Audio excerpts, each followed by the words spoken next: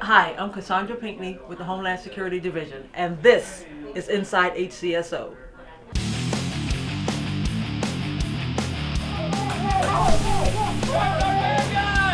QF4 South QF47 at 37 of this side. SO1, we've got them. 1015 times 1, stand by. 3782058.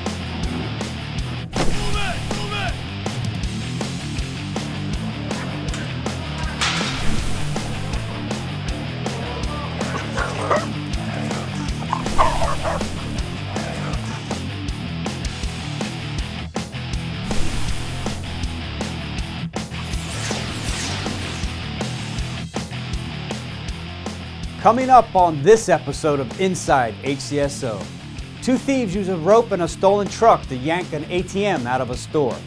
A raid on a house near Plant City yields illegal narcotics and suspected stolen property. And our SWAT team shows off its stuff at an international competition. Hello, and thank you for joining us. I'm Captain Chad Chronister. Now get ready as we go inside HCSO. Two thieves destroyed the front of a small business during the theft of an ATM. Here's Detective Carissa Pennington with the story. On January 21st, the Sheriff's Office received a phone call from a citizen that believed that a vehicle had run into a convenience store, and in reviewing the surveillance video, there were two suspects that had dressed in skeleton hoodies that zip up. Their eye holes are cut out so that they can see, and they could see one person go into the store, use a tow rope to loop it around the ATM, hook the other end up to this van, and basically just yank the ATM out of the front doors of this convenience store. You're talking thousands of dollars of damage, not to mention the loss of the ATM that was taken during this crime. You know, basically we're just looking for any information that we can get on these suspects, obviously, to try and apprehend them as quickly as possible. A thief cruised around a crowded fitness center parking lot with stolen key fobs until he hit pay dirt. But then HCSO arrived, including our volunteer citizen patrol. Deputy Marissa Magro was on scene. I received a call of a stolen vehicle located at Crunch Fitness on Dale Mabry. I responded and spoke to a personal trainer who was there for about 3 hours before she realized her car was stolen. A whole bunch of keys were left on this peg, and a subject took the keys off and took the vehicle away. While I was interviewing the victim, her husband called and said that he spotted the vehicle at Steak and Shake, so other deputies responded to Steak and Shake and located the vehicle.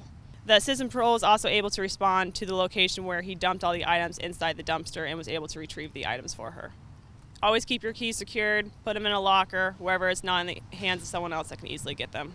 Neighbors in town and country heard gunshots in the middle of the night and called 911. 911, what is your emergency?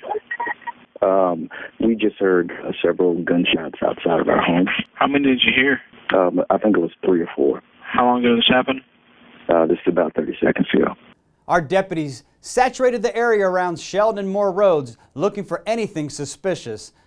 When Deputy Michelle Holland spotted two men walking near a bus stop, the mystery was about to be solved. One of them was carrying 2 gun magazines, which were sticking out of his pants pockets. In a trash can at the bus stop, deputies found a .45 caliber Glock pistol. One of the suspects said his father gave him the pistol and that they had been shooting at street signs in the neighborhood. Sure enough, we found a street sign at Sheldon and Moore with bullet holes, but also a traffic signal and an electronic crosswalk monitor with bullet damage. An evening at the gym to stay healthy would prove a tough lesson for 7 women. They were working out recently at the LA Fitness on Providence Lakes Boulevard in Brandon as thieves combed the parking lot looking for loot. What they found were purses left in their cars. The thieves busted out the side windows of the vehicles and made off with hundreds of dollars in cash, credit cards, an iPad, and other property. Our best advice, don't keep valuables in your car, and please make sure they're not visible. To a thief, if it's out of sight, it's out of mind. We recently served a search warrant on a house near Plant City. We seized an assortment of illegal drugs and an array of suspected stolen property. Deputy Sean Royal tells us exactly what happened. District 2 street crime units had gathered enough probable cause to conduct a search warrant on a residence of a piece of property that was dealing in illegal narcotics and possible stolen property. SWAT ultimately went and cleared the residence, made it safe. Ourselves, along with DIU and some other detectives, helped to search the residence, and we recovered multiple narcotics, possible stolen electronics tools, recovered a stolen moped. It came back to a HCSO case number, I believe, from a few years back, actually. The residence was such a nuisance that we knew we had to take care of it for the neighbors. Actually, while we were conducting the search warrant, multiple neighbors would come up to us and thank us. There was cars driving by honking their horns. The neighbors in the area were very happy, and we were glad to take care of that problem for them. Well, what can we say about this next surveillance video? I guess the lure of red denim was just too much. This thief couldn't keep his hands off some fancy Levi's, and it all began at the Macy's at University Mall. A tall and skinny man, believed to be in his late teens or early 20s, walked into the store, headed for the jeans section, and selected a pair of $64 Levi's. But no need for a cashier for this guy. He promptly puts on the jeans in the middle of the store and strolls out the door. Store personnel last saw him running through the parking lot and disappearing behind some buildings. If you know of someone who has been bragging about some spiffy new red jeans, give us a call.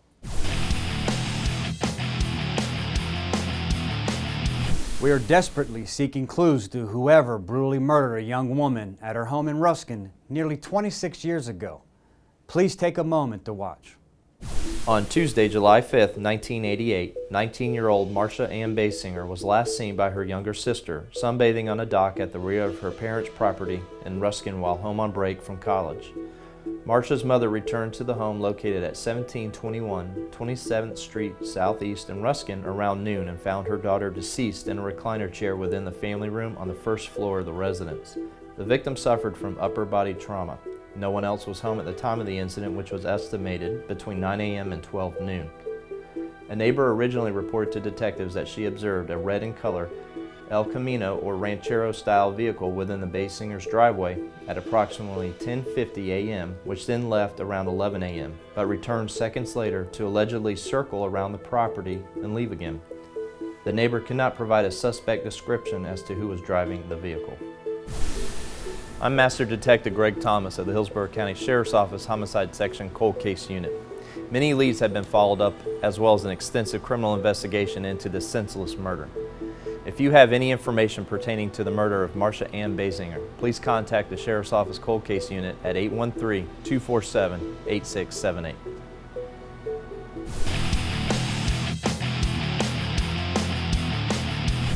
Check out our SWAT team as its members are put through the paces at a recent international competition. Here's SWAT operator Stephen Hoops with more. Recently, the Hillsborough County Sheriff's Office Special Weapons and Tactics team completed and participated in the annual SWAT International Roundup, which is a large international week-long competition involving approximately 60 teams from all over the country and world, including teams the LAPD, Boston PD, and then countries ranging all the way from the Netherlands, Germany, Hungary. Teams from all over competed in a week-long event involving 5 different competitions. The 5 main events are a hostage rescue event. There's one called the Pritchard Scramble, which involves various obstacles that a team will have to traverse through before engaging several targets. There's the obstacle course, which is probably around 15 large obstacles that a team has to navigate through and perform as a team, and everything's for time. There's also what they call a tower scramble, where a small team, including a sniper element, will have to traverse various obstacles, rappel down a rappel tower, and engage numerous shots. It combines tactics that we train on year-round, definitely stresses teamwork, and then it puts your physical fitness to a test and really pushes the limit and really brings teams together for a real intense competition. Yeah, our team ended up finishing the top 15 out of around 57 teams this year. The best teams in the whole world competing, so we were happy with that. And a strong finish by the Hillsborough County Sheriff's Office SWAT team. Our motorcycle deputies are among the best, and they proved it at a recent skills event. Deputies Travis Wright and Tim Berg give us all the details. We participated in the 110th celebration of Harley-Davidson motorcycles, and within that they had an event that tested the skills and ability of motorcycle cops throughout the country and their ability to maneuver a motorcycle in closed courses.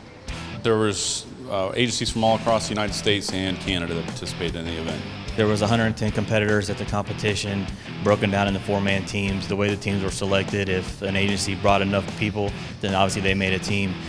We were the only 2 that went with Hillsborough County, so we paired up with a guy from the Ontario Providence Police from Canada, and we also hooked up with a lieutenant from Volusia County, and actually it turned out to be pretty well. They considered it a hybrid team. 2 of the guys I've never rode with before, so we just kind of went out there, did our times. They averaged the times together, and we ended up doing pretty well. Some of the exercises we participated in was the keyhole, which is an 18-foot radius that the bike has to turn around in. That kind of translated to what we do in the real world if we're on the roadway and we need to turn around on a traffic violator.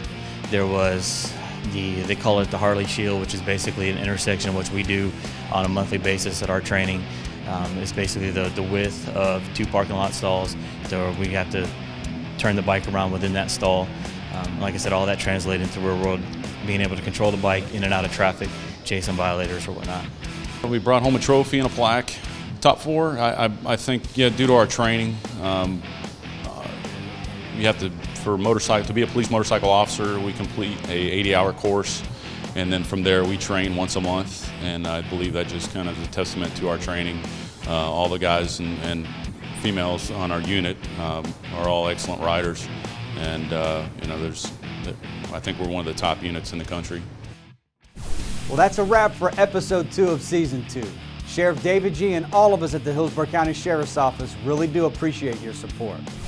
Don't forget, you can also stay informed by keeping up with us on Facebook and Twitter. Let me share some great news. We have recently begun construction on our permanent memorial to our deputies who have died in the line of duty. The memorial will be at our Malcolm E. Beard Sheriff's Operations Center here in Ybor City. If you would like to help, we accept tax-deductible donations through HCSO Charities. Please visit our website for a link to the charities page.